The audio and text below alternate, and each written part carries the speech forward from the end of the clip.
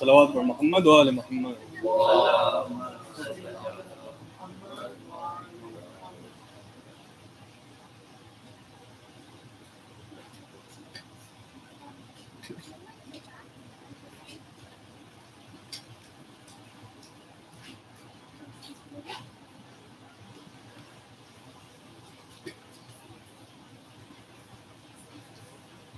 صلوا على محمد وآل محمد.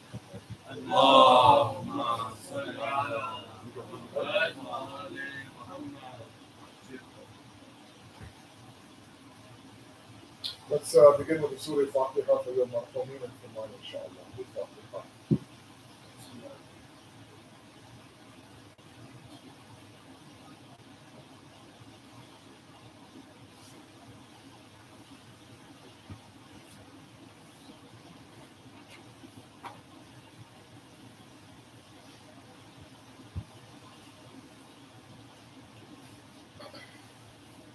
أعوذ بالله من الشيطان الرجيم. بسم الله الرحمن الرحيم.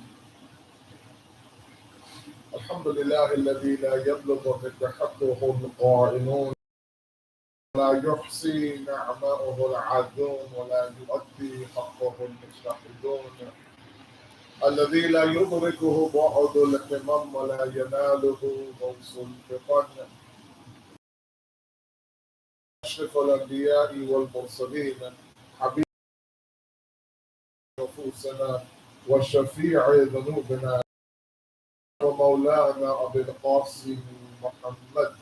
اللهم صل على محمد وآل محمد. وأهل بيته الطيبين الطاهرين المعصومين المظلومين، لا سيما بقية الله في الأرضين، صاحب العصر والزمان، خليفة الرحمن، إمام الإنس والجان، ولعن الله أعداهم أجمعين إلى يوم الدين.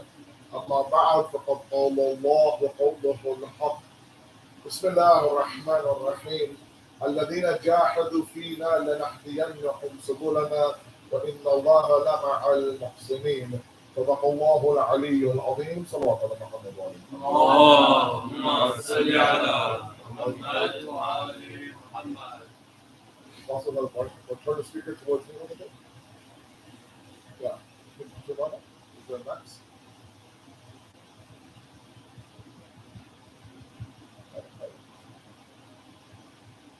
You guys can hear me okay?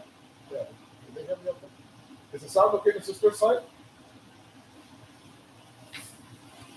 Can you guys hear me okay on the sister's side? Yes? Okay, thank you. All right.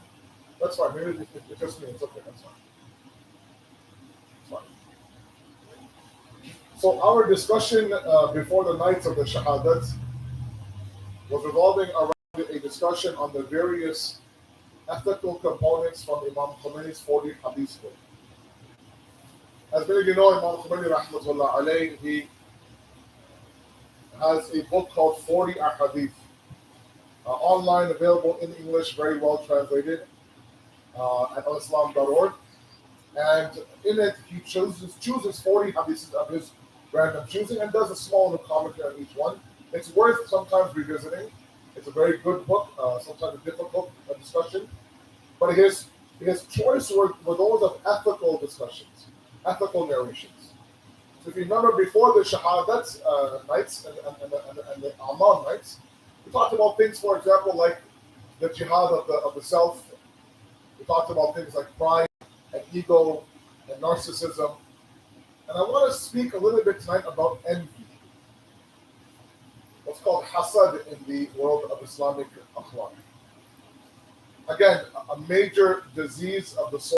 I want to present to you the hadith that he presents to you, just so you understand the difficult nature of the discussion on envy. So this is a hadith that is quoted by the Holy Prophet, but really is a hadith Qudsi. A hadith Qudsi is that hadith which are the words of Allah subhanahu wa ta'ala, but are not in the Quran. So this is actually God talking to himself. Now how that gets transmitted, whereabouts, that's a different discussion. But there are various ahadith that we have that are from God himself. This is one of them. So he says that Allah Azza wa Jal, لموسى عليه السلام. So this is God talking to Nabi Musa عليه السلام. Okay. And he says that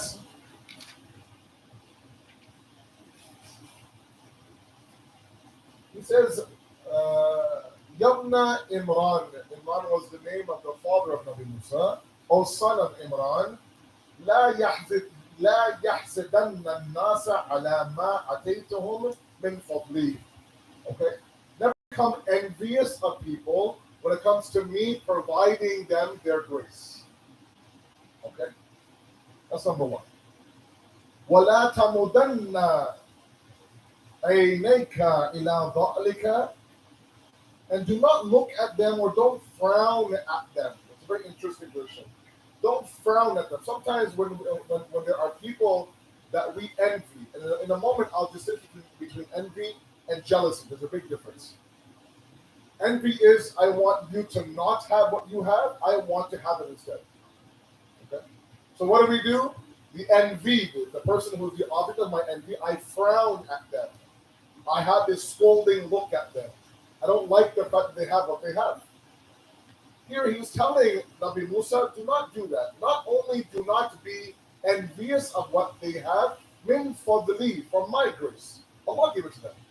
But also don't frown at them. Don't look at them like it's their fault when it's not their fault. Okay? And then he says, وَلَا تَتَّبِعُ نَفْسِكَ. Don't allow yourself to follow. Don't do ittiba' of your nafs. Don't follow your nafs. Right? It's that animalistic side of ourselves where now we want someone else to suffer so I could be comfortable. It's the vicious side of the human being. And we're seeing a lot of it right around the world. Sometimes within our own circles we see people who simply can't be happy for the happiness of others. But why them, and why not me? Okay? That's all what? That's all our animalistic side. That's all our nafs.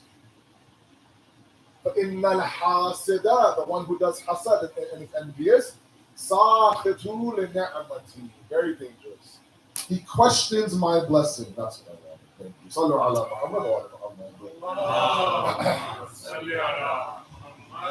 Muhammad. So look, I'm screaming at you guys. It's a lot better. Sallu ala Muhammad wa ala Muhammad. Thank you, man. Allahumma salli ala Muhammad wa ala Muhammad. Look, this discussion tonight is extremely important. I think we all are. But I feel like we have a lot of envy in our hearts. Okay, and he addresses this beautifully. I have until about 8:25, so we won't rush through this discussion at all. And given the fact that now this is the day after the night of Qadr, so usually, hopefully, this is a new you now, mashallah. We want to make sure that we address those diseases inside of us that still might be lingering around. And one of them that I see in our community, in our families, is hasad. Hasad, envy, is that, like I said, when you question the wisdom of Allah subhanahu wa ta'ala. That why did you give them and not to me? Why are they married and I'm not married? Why do they have a child and I don't have a child? Why do they have that job when I'm more deserving of that than they are? Right? People had no idea who this person is. He's not a good person. She's not a good person. But yet, whenever I see her, she has everything that I wanted. Right? So we actually want someone to be miserable. Can you imagine the state of that heart? We don't want them to be happy. Instead, we want us to be happy. And we think that by snatching something away from somebody else, I'll find contentment. Right? In this hadith, Allah is saying to Nabi Musa that, look, first of all, don't be envious of those people that I've given out of my grace. And we'll address all this one by one. Number 2 is don't frown at them. And number 3 is don't allow your nafs, of course, to do what? To control this envy of yours. Now, there is a difference between something called a hasad and something called a ghibta. Okay? My guys who have sat with me in my classes and my lectures, you know this difference very well. The difference is what? That Islam identifies negative jealousy and positive jealousy. Okay?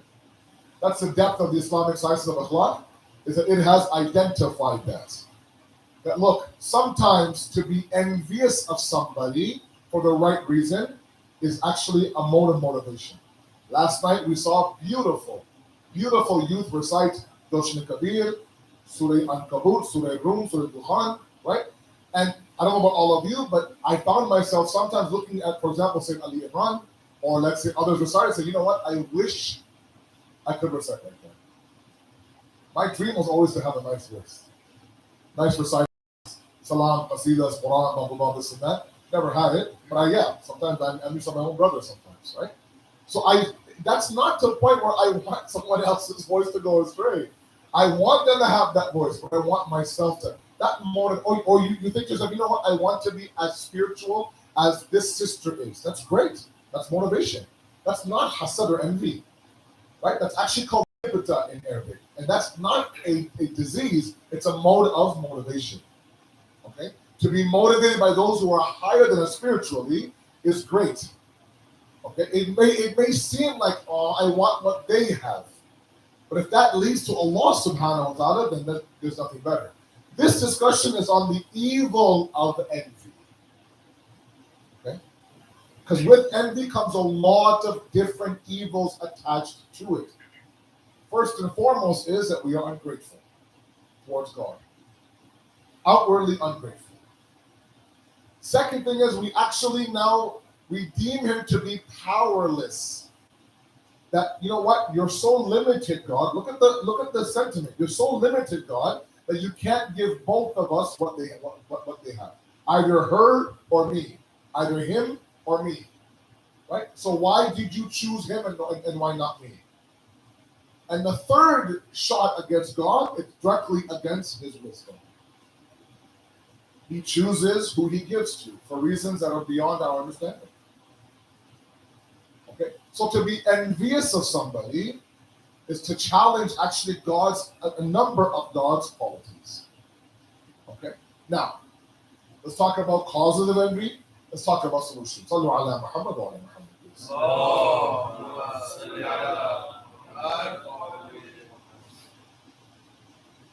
The first cause that Imam Khomeini talks about in this hadith, give a moment tonight when you go home, you can't sleep, look it up online. It's a very nice discussion. The first cause, he says, is enmity. Flat out enmity. Okay. As beautiful as this heart can be, as loving, as comforting as this heart can be, it can also be filled with an enmity and hatred for each other. Okay. So while the world might be happy at someone getting married or promotion or going for Hajj or Ziyarat or whatever the case may be, because you have a preconceived enmity towards them, nothing that comes their way will bring about your happiness. Okay, you will burn and burn and burn with jealousy and envy because it's them. It's them. Everything about them annoys you. Everything about them now you have this hatred towards. You just can't bring yourself to be happy when it comes to them. Now, where that's caused from, where that comes from, how that can be fixed, that's a different discussion. But enmity is number one.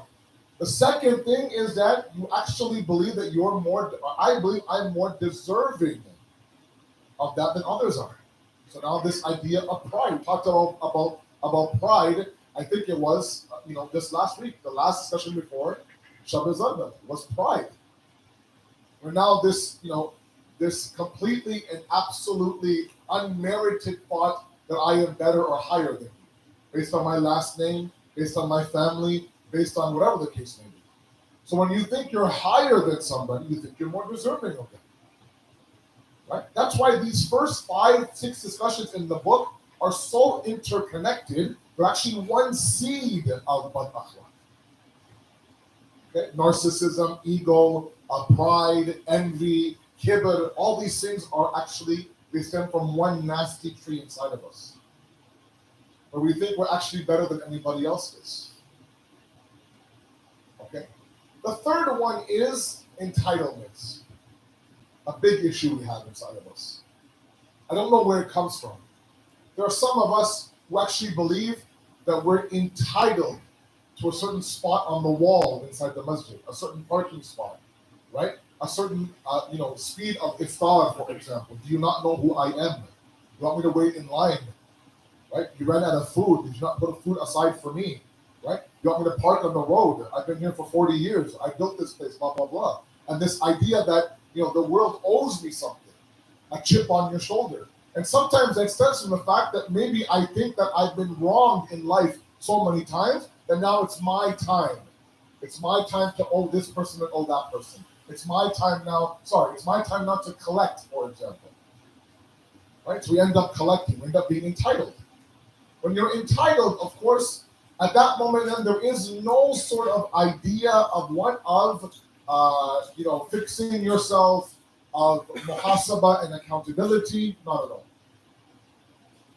Nor is there an attitude of gratitude. There's not.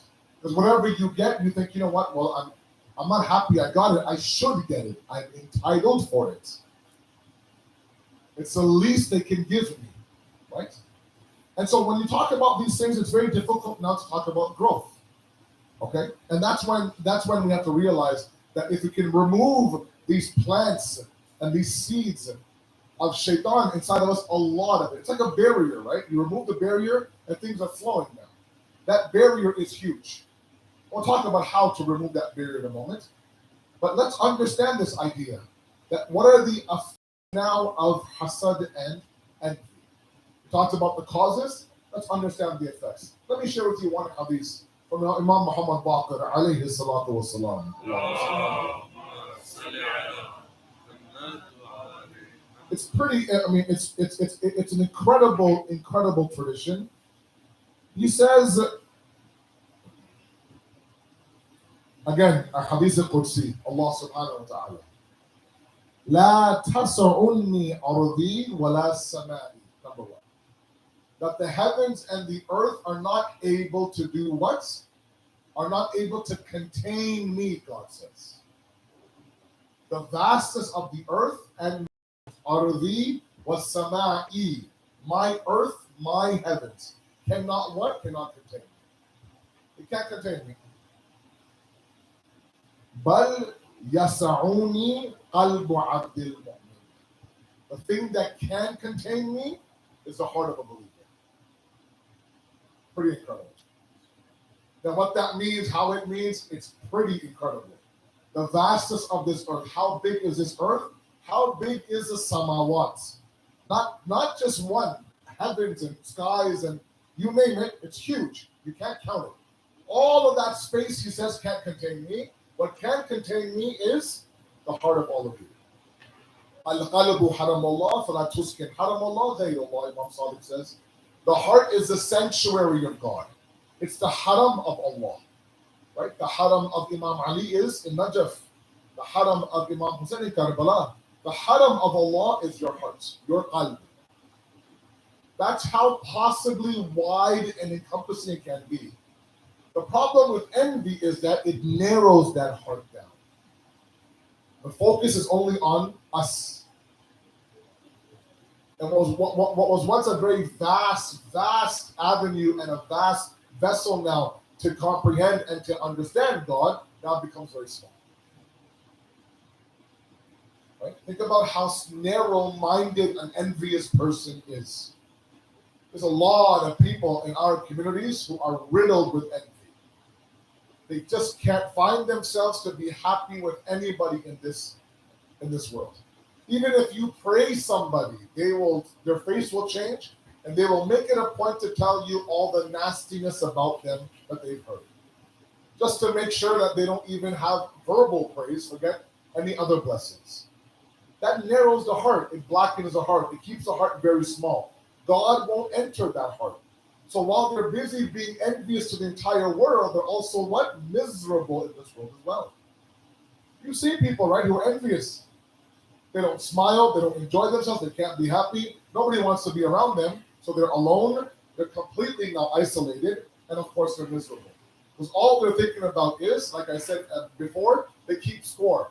This person has this many kids, I only have this one daughter of mine. This person married this doctor, I didn't marry this doctor. That person has this house, I don't have this house. They've been to Hajj, they're keeping score. It's taxing, it's tiring to do that, to live your life like that. To never be happy for anybody around you. The world is celebrating and you're sitting there in misery in the corner. That should have been me. Jafri Sadiq alayhi salatu wasalam. It's a beautiful hadith about friendship, a little bit, of a different topic, but very much connected. He says that there are 5 limits to a friendship. I don't have time for all 5. One of them is that your happiness is their happiness. Your success is their success. There are people you have in your circles who actually celebrate with you. It's pretty incredible. That if you move on in your life or you gain some sort of success in your life, professional life, private life, social life, whatever the case may be, the happiest person, more than family sometimes, is your best friend beside you. Okay? You're both looking for a spouse, you're both at the age to get married, you can't wait. You're talking about, characteristics and criteria and potential, and then it turns out that you called him and say, bro, I got engaged. And for a second you think, should I, shouldn't I? And you don't know what the response might be. And he turns around and says, oh my God, let's go for a coffee. Let's go for dessert on me, blah, blah, blah. That kind of friendship is, first of all, very hard to come across. And secondly, is the limit, at least the limit of a good friend. The worst of friends are those who don't celebrate your successes. The worst of those are those who want to rain on your parade. Right? That everyone is ecstatic at your engagement, everyone is ecstatic at your nikah, and the most miserable of the people are supposedly your best friend, who should be front and center. Why? Because that should have been me up there. I look better in red than she does. Right? I would have made a better groom than he would have. Okay? Those are people that are destructive in nature. Sallu ala Muhammad wa ala Muhammad, please. So we have to be a little bit careful to understand that envy has a lot of effects to it. Okay? Now, how do we solve this issue of envy?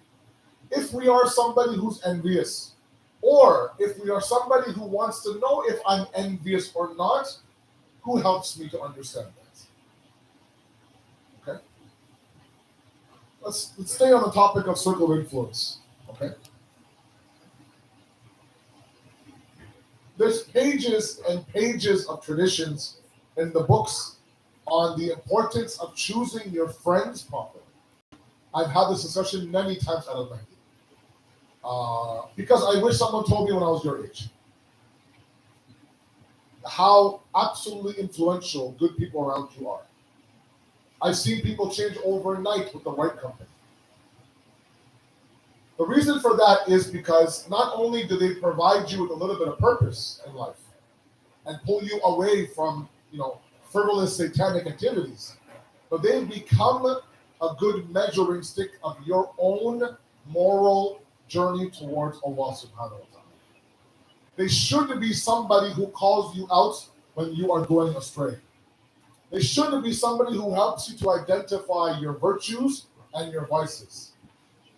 You should be able to approach at least 1 or 2 people in your circle to ask them, look, am I somebody that Asad is describing every night in his lections?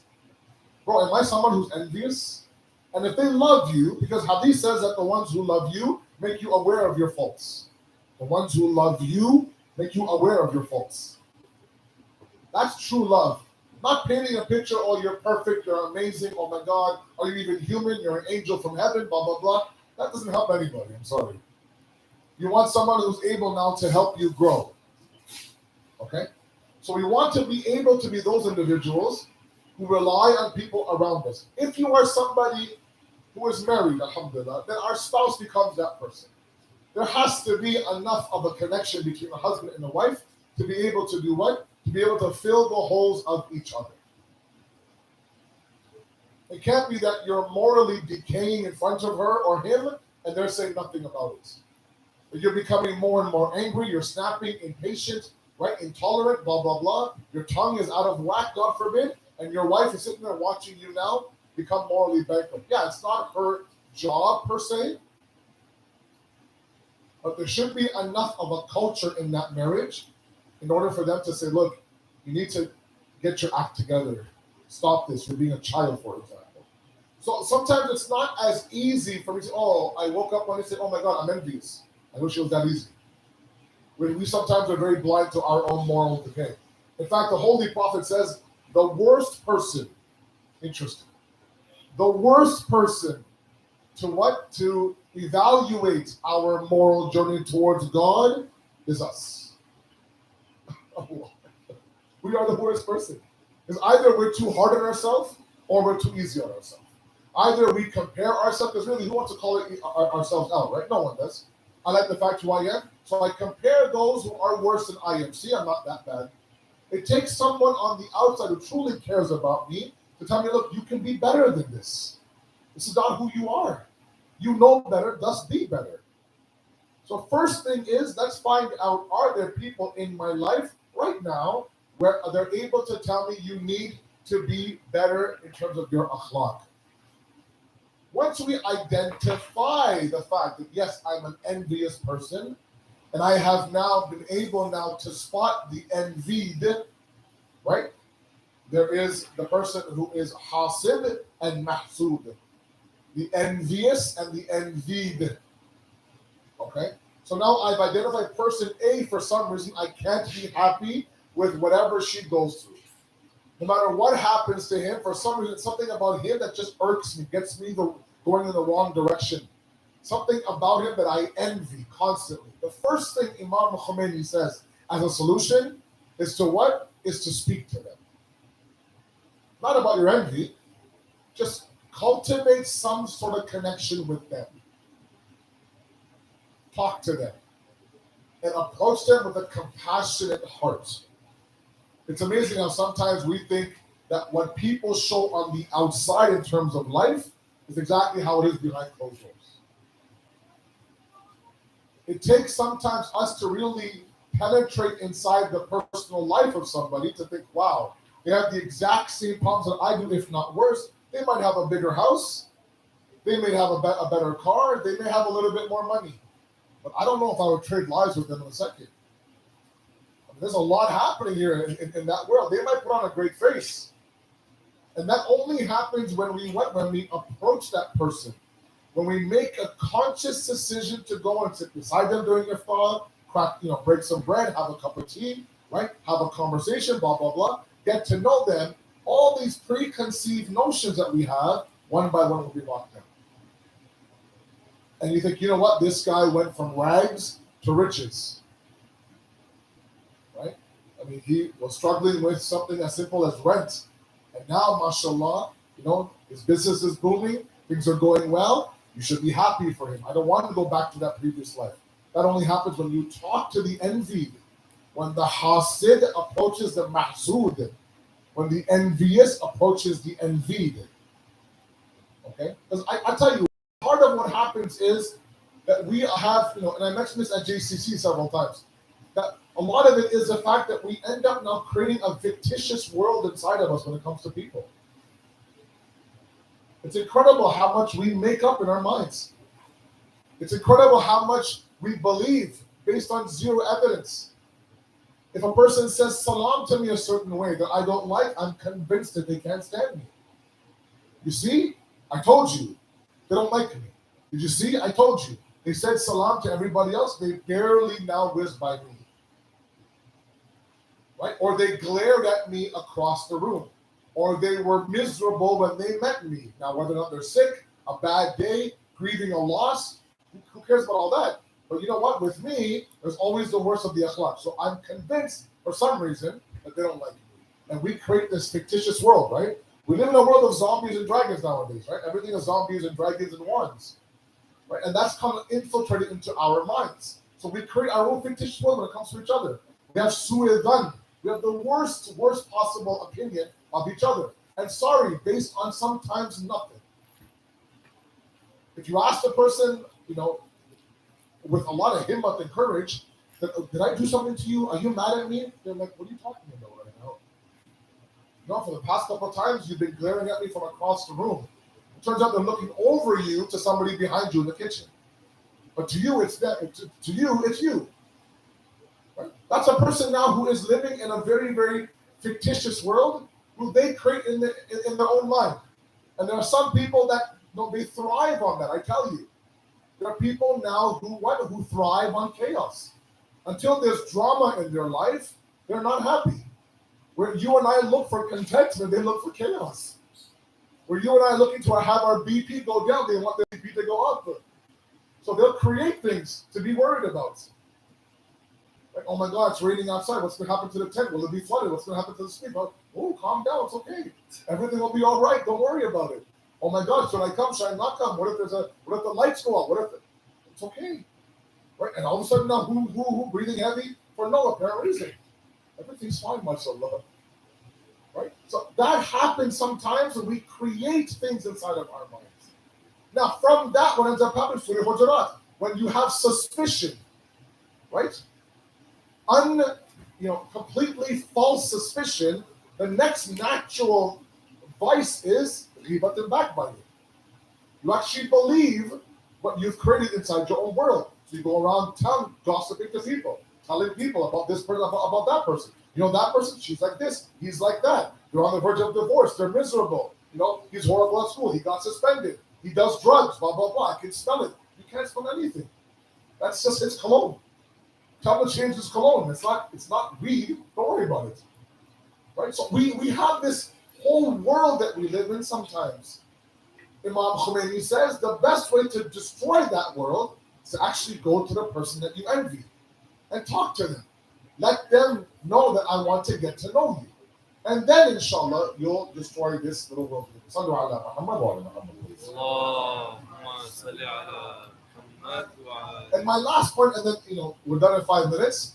He says that we live in a world of comparison. Okay? And this is simply a product of the era we live in today. We live in a world where everything is glamorized. Everything is public. If you and your spouse go on vacation, oh my God, I have to sort through all your pictures. If you guys went shopping or you guys went to a dessert place, I have to look at what you ordered. I don't have to, you're right. But sometimes you can't not look at a train wreck, right? You can look at a train wreck sometimes. Everything is public. Okay, when everything is public, we're bound to compare ourselves. How come we never go to Maui? How come you never taken me out for dessert?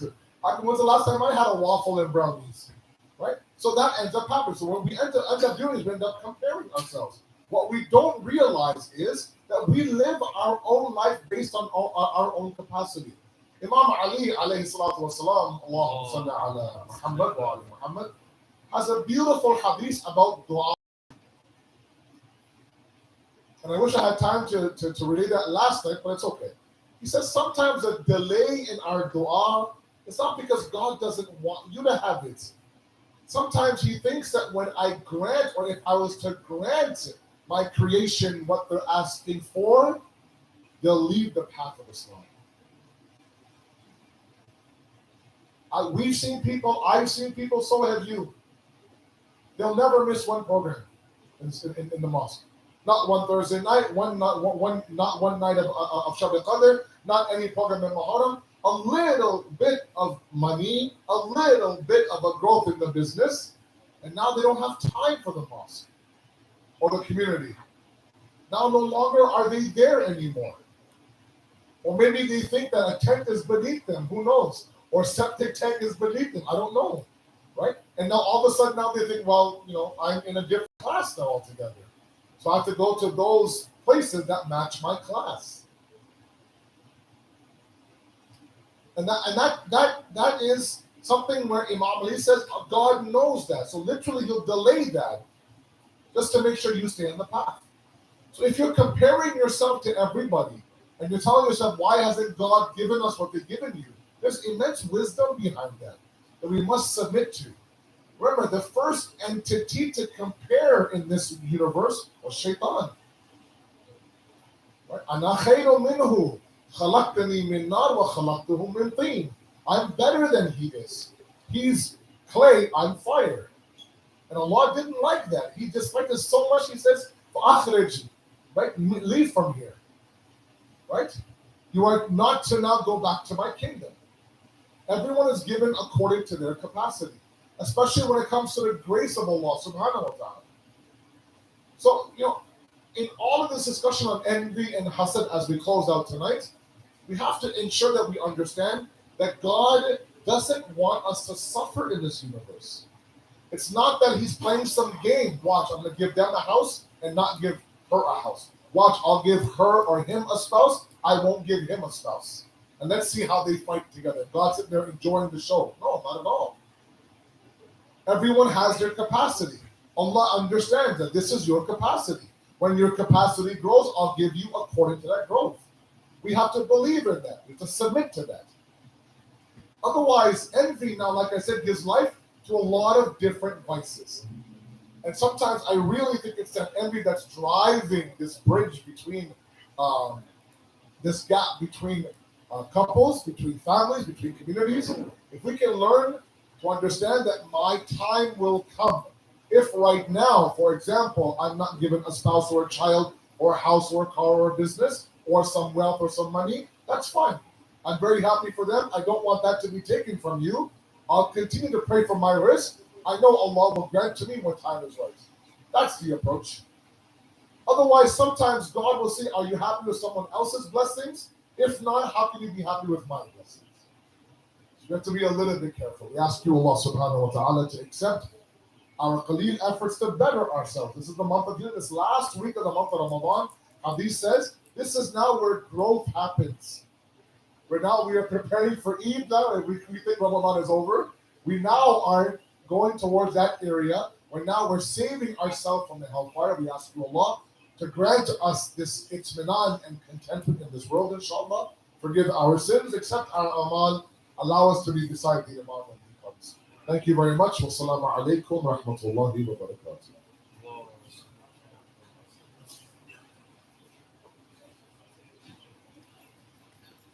Inshallah, we will have Jamaat in the tent.